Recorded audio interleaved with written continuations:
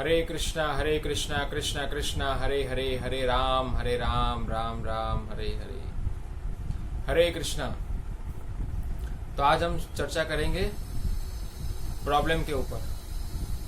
Problem किसे कहते हैं, समस्या किसे कहते हैं, दुख किसे कहते हैं, तकलीफ किसे कहते हैं। तो भगवद गीता के अंदर भगवान श्री कृष्ण 4 प्रकार के दुखों का वर्णन करते हैं, और वो 4 प्रकार के दुख ऐसे हैं जो सबको आने वाले हैं। कोई भी जीव उसमें बाकी नहीं रहेगा। वो क्या है? जन्म, मृत्यु, जरा, व्याधि। जन्म लेना, मरना,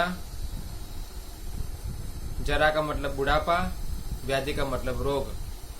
ये 4 प्रकार के जो दुख है वो सबको आने वाले हैं। कोई इससे बच पाएगा नहीं। अमीर व्यक्ति भी नहीं बच पाएगा और गरीब व्यक्ति भी नहीं बच पाएगा। सबको ये अवस्था आने वाली है। तो ये 4 प्रकार के जो दुख है वो वास्तविक दुख है इस भौतिक संसार के। बाकी जो दुख है वो दुख किसी को है तो किसी को नहीं है। जैसे कई लोगों को है कि मेरे पास पैसा नहीं है, तो कई लोगों के पास बहुत पैसा है। कोई कहता है मैं सुंदर नहीं हूं, तो कोई सुंदर है। हाँ? कोई कहता है मेरा कोई सम्मान नहीं करता, कई लोगों का कोई सम्मान करता है। तो इसी प्रकार कुछ ऐसी चीजें हैं जो हर एक व्यक्ति के साथ नहीं होती। किसी को होती है, किसी को नहीं होती। तो ये जो दुख है, ये दुख हमने बनाए हुए हैं।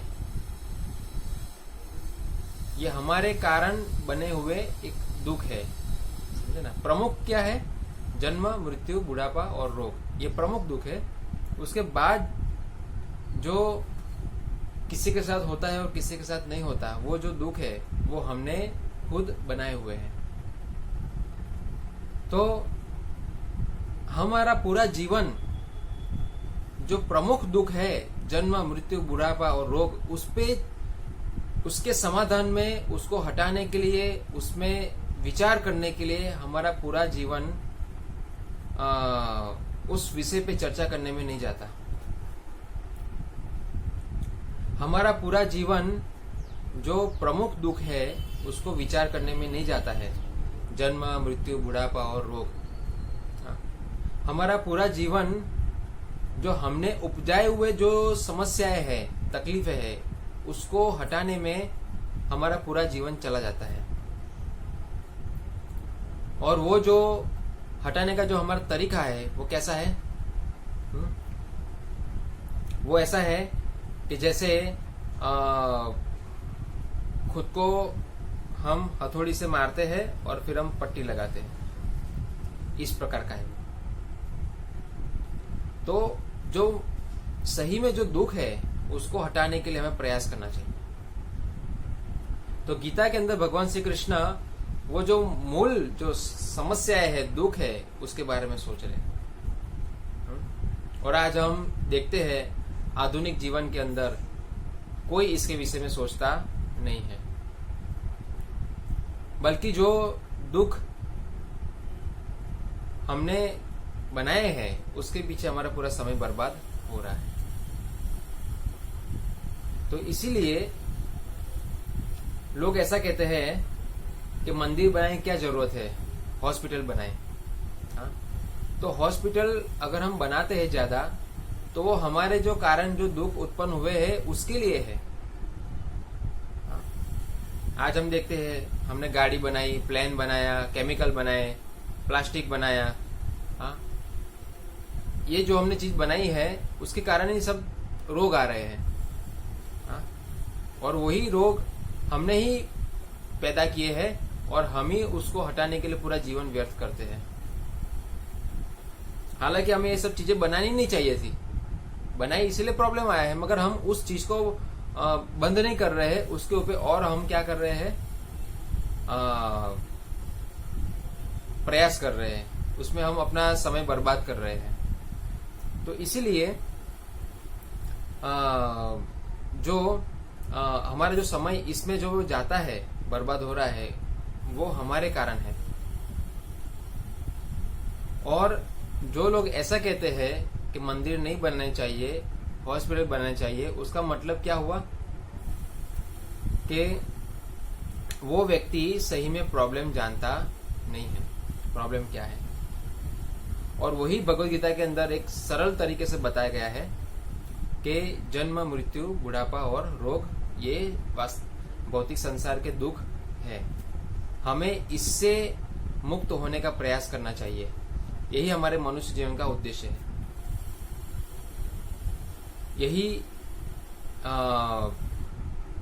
इस पे विचार करने के लिए मनुष्य जीवन मिला है। सोचिए, और हमारा समय कितना बर्बाद हो रहा है फालतू की चीजों को, फालतू की समस्या को हटाने के पीछे। तो इसीलिए मंदिर के अंदर हमें जो मूल समस्या है उसके बारे में शिक्षण दिया जाता है। इसको हम कैसे हटाए, कैसे हम वापस इस समस्या में ना गिरे। और हम देख सकते हैं जो मंदिर होते हैं जहां पर भगवान श्री कृष्ण की जो शिक्षाएं दी जाती है, उसमें जो प्रथम स्टेप होता है वो क्या होता है? तो शास्त्रों में बताया गया है कि पाप से मुक्ति कैसे होगी। पाप क्या है? पाप है मांसाहार, नशा, व्यभिचार और जुआ। ये 4 प्रकार के पाप है। इसके कारण और समस्याएं बढ़ती है समाज के अंदर।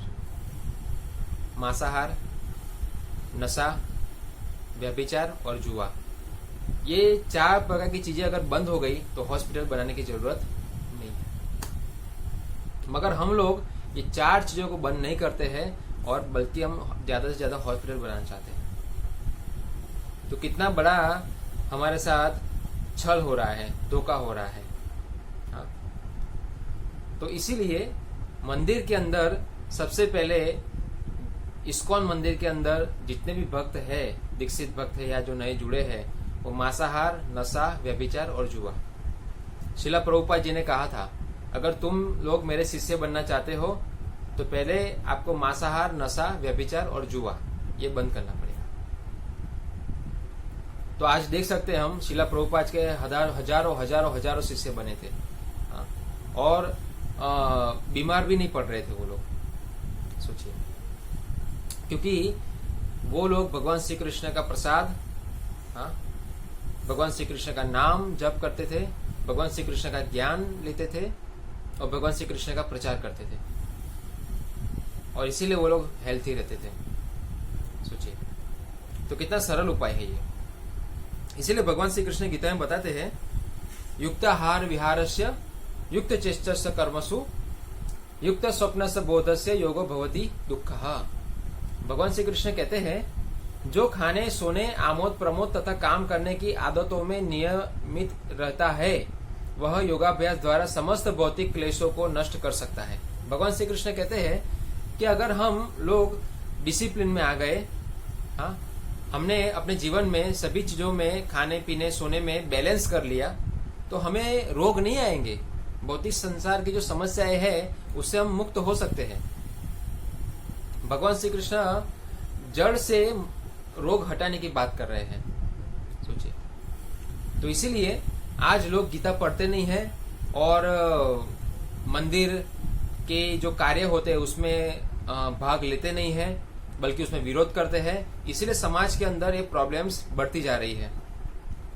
और ये प्रॉब्लम्स को हटाने के लिए और अधिक से अधिक वो लोग मेहनत करते रहते हैं, मगर उसका फल श्रम एवं ही केवलम, सिर्फ और सिर्फ श्रम रहेगा, मगर समाज के अंदर लोग सुखी नहीं रहेंगे। मगर अगर मंदिर के अंदर लोग आते हैं तो सबसे पहले उनकी जो खराब आदत है वो छोड़ने के लिए कहते हैं, और साथ में भगवान का नाम लीजिए। अपने आप लोगों के जो प्रॉब्लम है भौतिक, वो दूर हो जाएगी। तो इसीलिए मंदिर बनाने में विरोध नहीं करना चाहिए। मंदिर बनाने देना चाहिए जहां पर शिक्षाएं हैं, जहां पर शिक्षा है, जहां पर आचरण है, जहाँ पर बैलेंस किया जाता है जीवन पर, हमारे सभी क्रियाओं पर, तो वहाँ पर सबको फायदा होगा, वहाँ किसी को नुकसान होता नहीं है। तो मनुष्य जीवन का जो मेन उद्देश्य है भगवान को समझना। तो अगर हमारा शारीरिक तरीके से और मानसिक तरीके से हम स्वस्थ रहेंगे तभी तो हम भगवान को समझ सकते हैं, वरना कैसे समझेंगे। आज लोग क्यों समझना नहीं चाहते? क्योंकि वो लोग पूर्ण रूप से खत्म है, बुद्धि से और शरीर से खत्म है। इसलिए मनुष्य जीवन, मनुष्य समाज नहीं कहते, इसे पशु समाज कहते हैं। हरे कृष्णा।